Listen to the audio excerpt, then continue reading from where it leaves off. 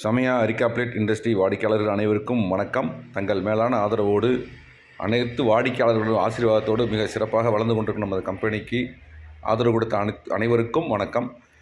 இன்றைக்கி பேப்பர் பிளேட்டுக்கு தயாரிக்கான இந்த ரா மெட்டீரியல் இது சில இடங்களில் ஃப்ரூட்டி பிளேட்டுன்னு சொல்லுவோம், சில இடங்களில் டெட்ரா பேக் அப்படின்னு சொல்லுவோம்.